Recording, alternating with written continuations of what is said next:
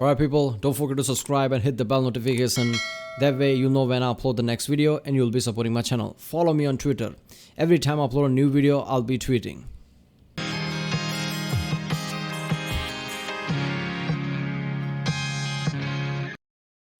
Ladies and gents, Omsuji Reacts, and this is Warlord-Class Battle Titan, Warhammer 40,000 by the channel One and Only Template Institute. Yes, Template Institute is a great fucking channel for your, brief lore on subjects, right?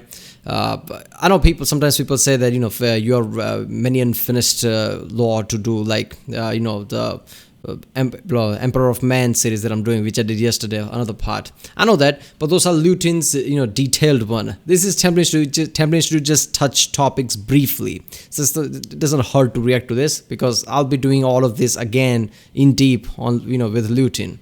So yeah, and also the, text to speech device, that's still unfinished. There's Hell Stories, but those are not really lore as in, I guess, featured films and stories. Yeah, I'm going to continue that too.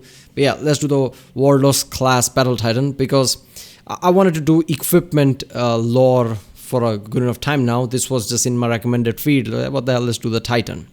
When the god engines of the Collegia Titanica walk the battlefield, the scale of destruction they unleash eclipses all else. I mean, as in the Hell's Reach, right? I mean, you could visually feel it in the Hell's Reach video, that how big the fucking Titan is. It's like walking city. While many Titans have emerged to serve the Imperium from the dark age of technology, the foundation of Titanic warfare belongs to the Warlord class. Okay, so let's watch this one. Remember, if you like my reactions, the Warhammer reaction or any, don't forget to like and subscribe. By subscribing, you'll be supporting my channel, and I'll know if I do, this type or which type of videos more, I guess. Comment down if you want me to do a specific video. Even if I don't reply, I'll check all my comments, and eventually I'll react to the video. And yeah, check out the cards for different playlists like Warhammer 40k playlist with all my Warhammer 40k reaction. That way it's easier to find. I do many different genres of reactions on my channel. I'm thinking of splitting my channel so it's easier that way. But right now it's just all cluster of different things, so it's harder to find sometimes. So check out the playlist. That way it will be easier. So let's watch it.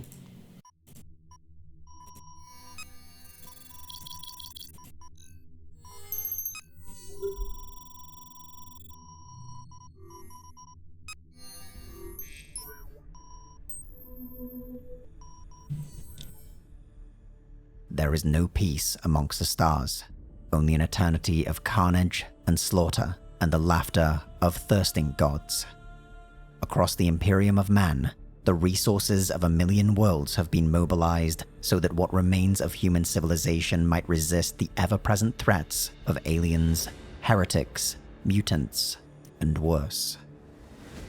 From the medieval backwaters of feudal kingdoms to the vast manufactorums of the greatest hive cities, every manner of weapon is assembled, issued, and then turned against the enemies of mankind. No instrument of death is too small, nor too great, to not be considered for use. The inexhaustible armies of the Imperium have seen tens of millions charging the foe, armed with nothing but spears or bayonets. They have seen the flashes of lasguns and bolters within the struggle of urban conflict. The clash. Bolters. This reminds me, in one of the videos, I had a misconception that in Warhammer there's only, I guess, energy weapons because that's your standard issue weapon, right? But then people obviously told me that, yeah, obviously there are ballistic weapons too, bolters and all the different type of one, right? Then I reacted to that Krieg video from Arch. Obviously in that he talked about how, people from Krieg use different ballistic weapons as well. Of mechanized armor across vast toxic wastelands, duels of artillery that reduce mountains to rubble beneath the weight of their shells, and great broadsides cast between naval vessels that turn hundreds of kilometers of open space into roiling cauldrons of death. When war is fought on such a scale, the individuals who wield such weapons, their dreams, hopes, and fears become inconsequential. To focus on such trivial concerns would be irresponsible, a dereliction of duty. The scale of war eclipses all. Yet there are greater moments when the very battlefield itself seems to fade into insignificance.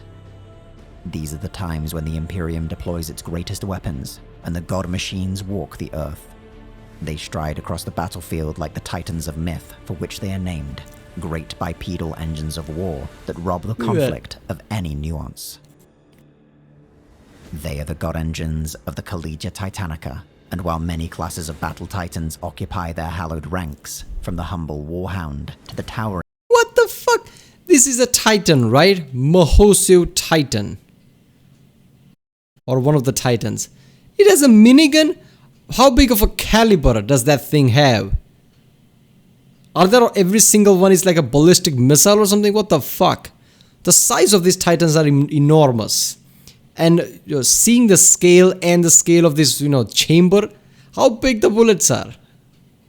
It's probably, ballistic missiles or something at this point. It's not really a bullet. Imperator, the foundation of titanic warfare belongs to one alone, the Warlord class. The Warlord-Class Titan was designed to fit into the upper echelon of the Titanica's arsenal, trading speed and agility for protection and firepower. Yet, as with all machines of such sophistication present within the Imperium of Man, the secrets of their design have been fragmented and lost. Okay, these titans look smaller than the one from the Hell's Reach, which literally is like a city-sized thing, right? It literally a city on top of it with buildings and things. Or are they the same size? A great breadth of deviation now exists across the class, split between various patterns and sub-variants.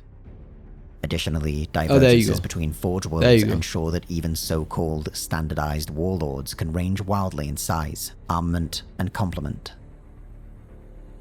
The average warlord produced to Mars Pattern Alpha or Lucius Pattern Beta specifications stands approximately 33 meters tall and weighs several thousand tons.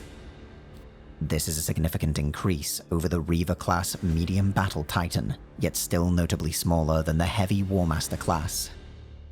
Depending on additional factors, many warlords might be larger or smaller, and while certain reports list some variants reaching a staggering 200 meters tall, the truth of these claims is tenuous at best and likely the result of misidentification.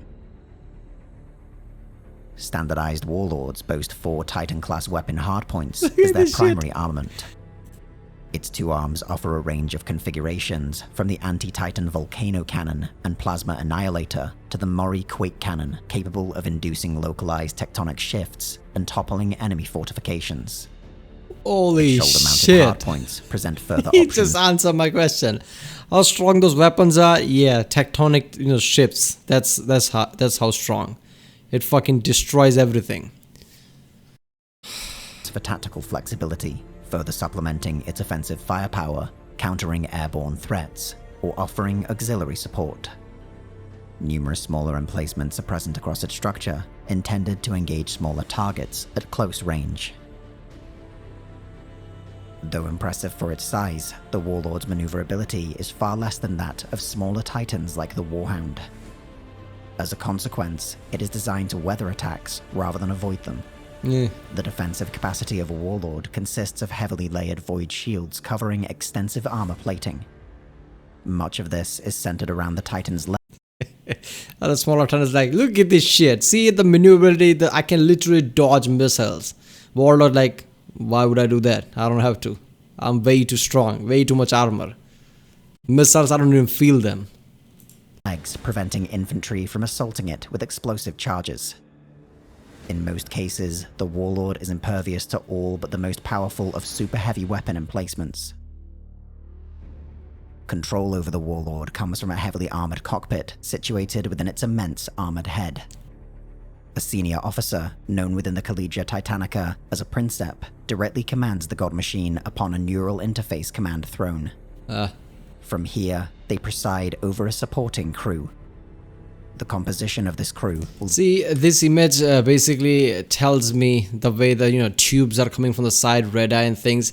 I guess this throne idea is come from the golden throne, right? How the emperor made a golden throne. If you sit on there, there's pipes and shit comes out of it. You could control things, control the warp and everything. So this, I guess, idea comes from that, something similar like that. Like if you want to control this machine, you need to have a powerful interface directly, I guess, embedded in your brain. So it's a similar idea with pipes and tubes. Holy shit. commands the god machine upon a neural interface command Neural throne. interface. From here, they preside over a supporting crew. The composition of this crew will differ depending on the model of Warlord. Some will contain a single pair of junior officers known as Moderati to serve as gunners, whilst others will consist of multiple specialists acting as weapons officers, steersmen, and sensor personnel. Almost all warlords will carry a pair of tech priests to effect field repairs, keep watch over the immense thermoplasma reactor that is at the Titan's heart, and help to placate its volatile machine's spirit when necessary. Of the many subclasses and variants that exist within the Warlord family of Titans, the greatest differences are usually found in their primary armament. The Nightgaunt subclass in particular replaces the Warlord's long-range weaponry with melee-oriented power claws or chain fists, engaging enemy. Oh my god, look at the detail on this shit. I'm like, why the fuck does it have an arm? What is it gonna punch people? But I guess that could be handy if you wanna handle massive things or move them, right? But even in there, look at this small guns here and there. Here's another small gun, which obviously shoot rockets, right? But the detail to attention, holy shit. I love every single point of this. See, that's why I love Warhammer, whole Warhammer thing. First of all, there is no lore, no story, no world that anybody fictionally created has this kind of a gigantic scale weaponry, right? Titans, oh, they shoot something that would basically shake the whole planet, right? And look at the weapons, it's like ridiculous. The details on the weapon, all this, is this fan-made? Even so, look at how much detail it is. Titans in ferocious close-quarter combat. I like how, that in Star Wars it's Death Star. It's like Star Wars' biggest achievement, right? In Star Wars universe. Like, holy shit. I mean, Vader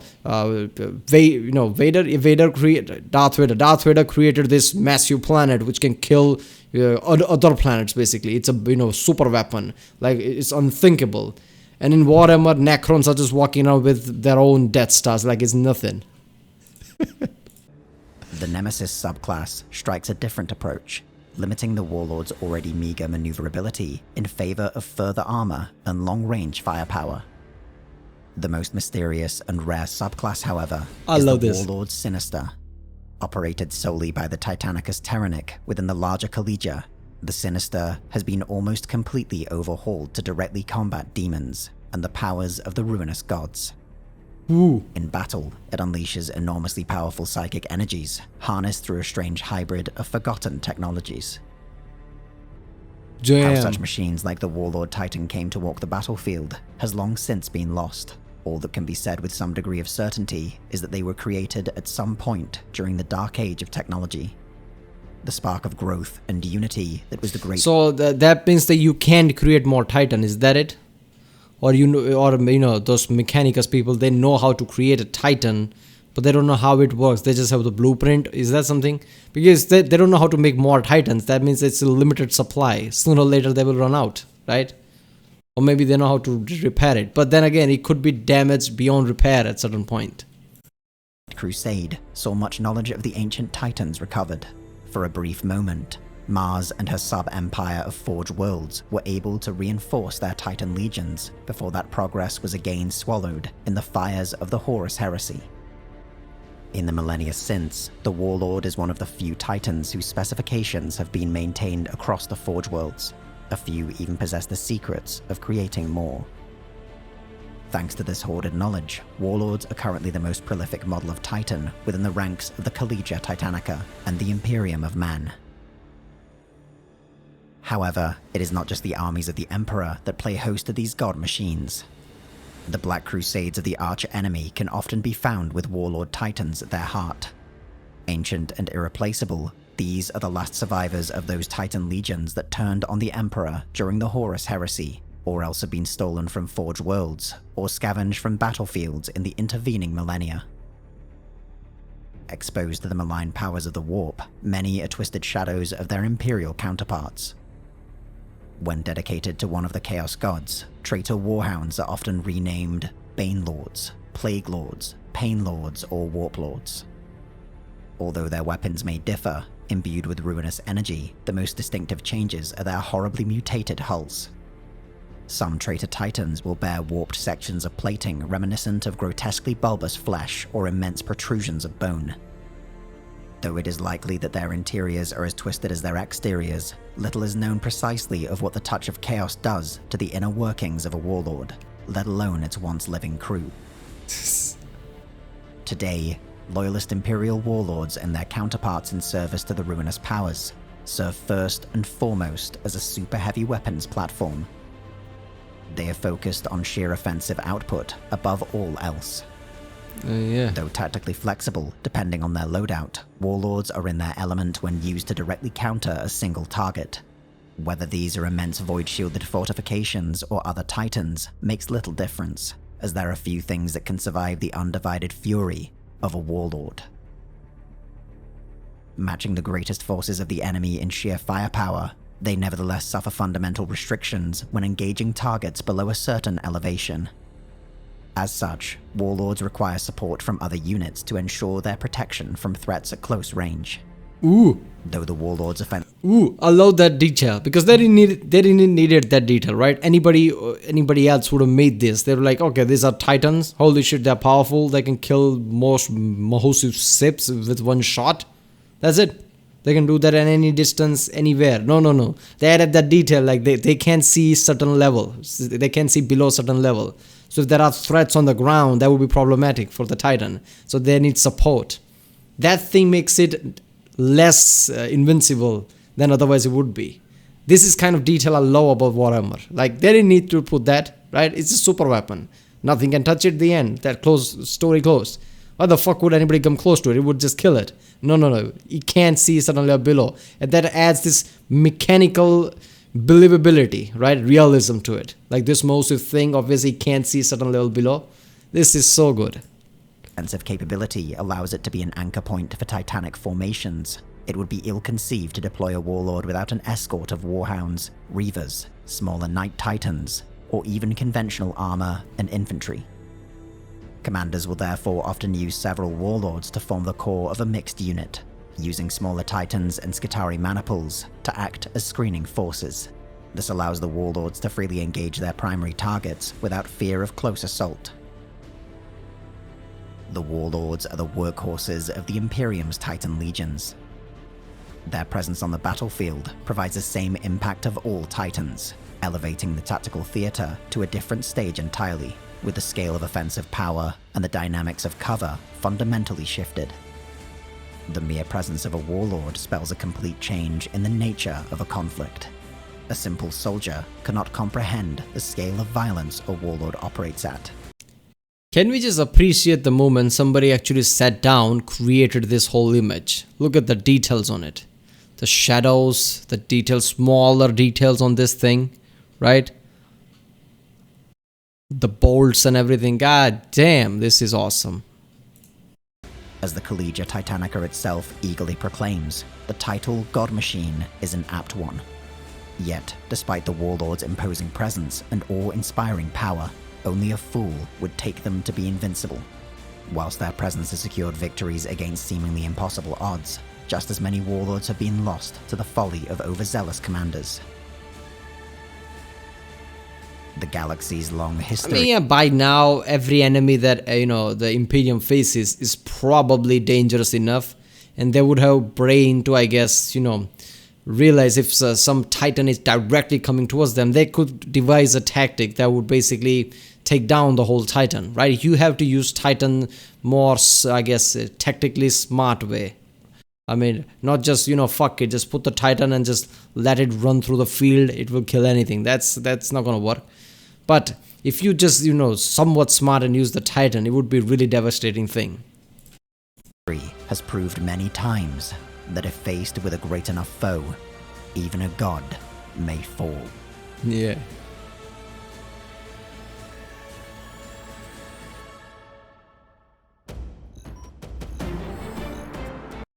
There you go.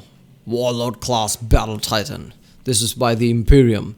Orcs probably have their own thing, right? I've seen some photos where orcs have their weird, shifty looking titans, right? They probably saw the Imperiums are using Titan and they just said, fuck it, we can make that. Just, brought together all the scraps, band it together thinking, oh, that would work, and it works. Power of imagination. Orcs don't need technology. Imperium like, this technology is lost to us. We can't make more of the Titans. Only some Forge World can do that. It's a commodity.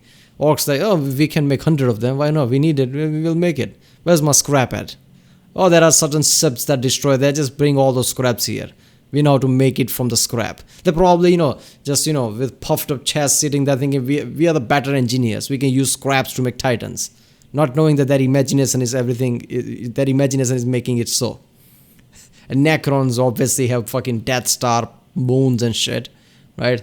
They have their own thing. Tyranids are just basically massive number. I don't know if they have something like Titans or something. They probably don't, right? But the numbers are just overwhelming itself. But yeah. Alright people, that was Warlord-Class Battle Titans by the channel Temple Institute. If you liked my reaction, don't forget to like and subscribe. Check out the Rick Sanade, there's a link in the description. Check out the cards, check out the ink cards, and yeah, I'll see you next time.